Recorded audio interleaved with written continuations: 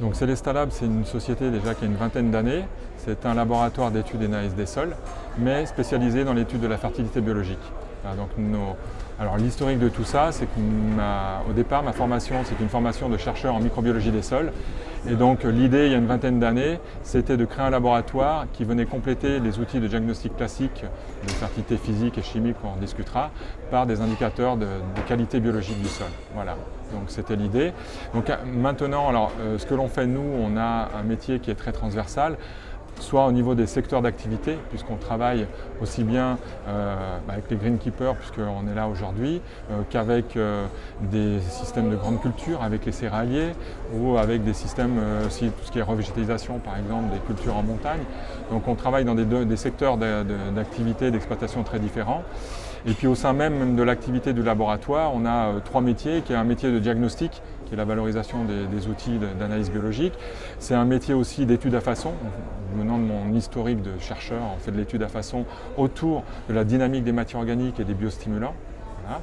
Et puis le troisième volet, c'est la formation, puisque pour accompagner tout ça, il faut quand même transférer et développer les connaissances. Donc on fait aussi des formations sur le thème du sol, de la fertilité biologique, de la gestion de la matière organique dans les sols, voilà, tout système de culture confondu. La fertilité des sols, alors je disais tout à l'heure dans l'exposé, la fertilité des sols, c'est l'aptitude d'un sol à produire, parce qu'on est très orienté production végétale, donc à produire de la culture de qualité, etc.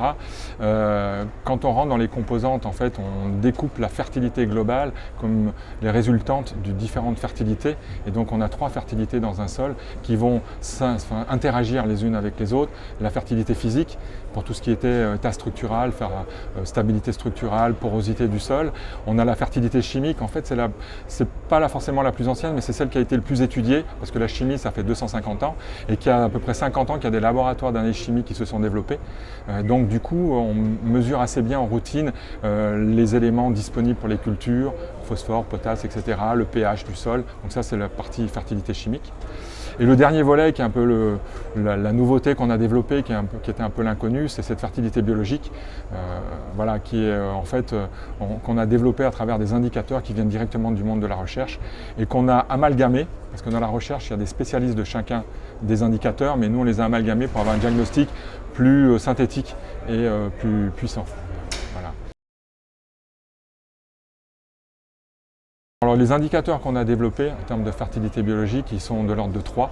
Alors ils ont tous en commun qu'ils s'intéressent à la qualité et la quantité de matière organique. Donc l'idée de départ, c'est que dans un sol, la vie du sol et autres va être intégrée dans cette matière organique totale, ces compartiments de matière organique. Et donc du coup, on a développé des indicateurs pour disséquer cette matière organique en matière organique stable, donc l'humus du sol, et en matière organique libre, c'est-à-dire une matière organique facilement dégradable qui va servir de support de culture à la vie du sol.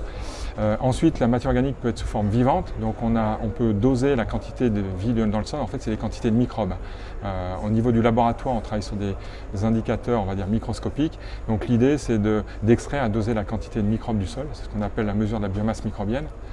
Et le troisième volet, c'est de mesurer l'interaction entre cette vie du sol et ces compartiments de matière organique par des incubations en conditions contrôlées, où là, on va mesurer des potentiels de minéralisation.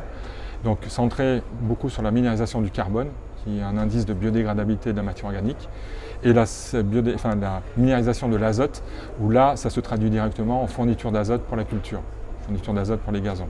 Voilà. Donc on a trois indicateurs qu'on mesure et qu'on va présenter sous forme d'un bulletin analytique. Et voilà. Donc on va établir un diagnostic à partir de ces indicateurs, diagnostic, interprétation et après conseil sur l'interprétation.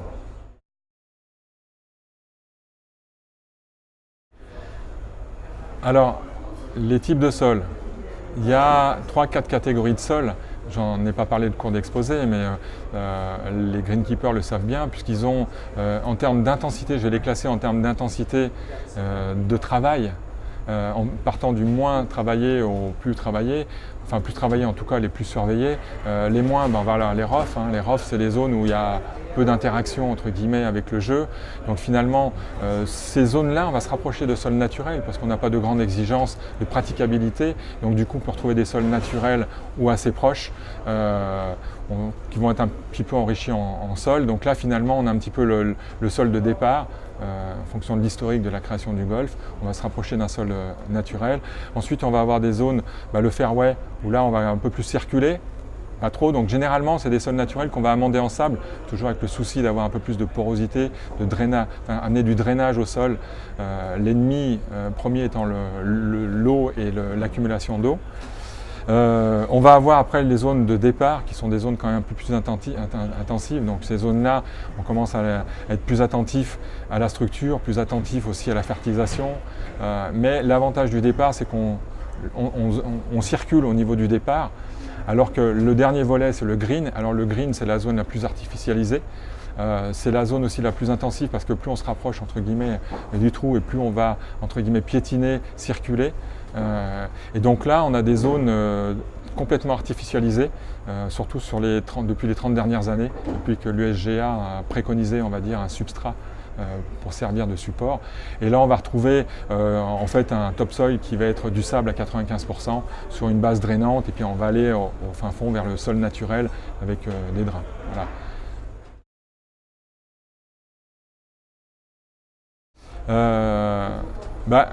Je disais un petit peu comme ma conclusion de tout à l'heure, la priorité de tout ça, que ce soit pour le jeu ou pour la vie du sol, c'est l'état physique, gestion de l'eau et de l'air, parce que la biologie a besoin d'oxygène. Donc en fait, il va falloir gérer l'état physique, donc ça, ils savent très bien le faire. Par contre, pour leur amener un petit peu de nuance, je pense que, je disais tout à l'heure, il faut surveiller, le sol a besoin un peu de pouvoir de tampon. Donc ce pouvoir tampon, comme on ne peut pas amener des argiles sur des sols de golf, il faut l'amener par des matières humifiées. Donc il y a un choix, entre guillemets, dans les apports d'amendement. Donc il y a peut-être des choses à fouiller de ce côté-là pour amener des amendements qui amènent un pouvoir tampon au niveau du sol. Et puis l'autre aspect aussi, c'est que la vie du sol se nourrit entre guillemets de sucres, de composés facilement assimilables. Et ces composés assimilables, on va les trouver soit dans tout ce qui est exudat racinaire ou les morceaux de fraction aérienne. Donc lorsqu'on fait des tontes, ça serait bien, en tout cas sur les fairways, si on peut, de laisser une partie de la tonte dans le sol, parce que c'est une qualité quand même très importante qu'on ne trouve pas forcément dans le sol. Ou alors faire des apports après, de regarder au niveau des engrais organiques, qui sont des produits alors là qu'on peut se fournir chez X et Y, et qui ont, au-delà de l'apport d'amener des fertilisants pour la culture, amènent justement ce sucre assimilable, cette énergie pour le fonctionnement du sol, qu'on n'a pas toujours en fonction de l'historique de l'implantation de la culture et du vieillissement de la culture. Donc je les orienterai toujours vers l'état physique, et puis la nourriture quand même, voilà, c'est la priorité.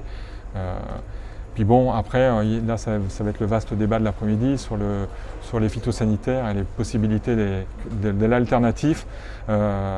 Très clairement, je ne suis pas contre le phyto, mais il faut, comme l'évolution qu'il y a eu en grande culture, c'est l'utiliser avec parcimonie, avec réflexion, pas de systématique, il faut réfléchir. Et puis, il va falloir aussi travailler, alors ça va être le rôle peut-être plus de la graine, des Coumen, de l'Institut de recherche, c'est développer sur de l'alternatif. Parce que les greenkeepers, il faut leur proposer de l'alternatif aussi, au sens très large, sachant que l'alternatif, on est de toute façon sur une gestion globale, c'est-à-dire qu'il n'y a pas d'alternatif au cas par cas.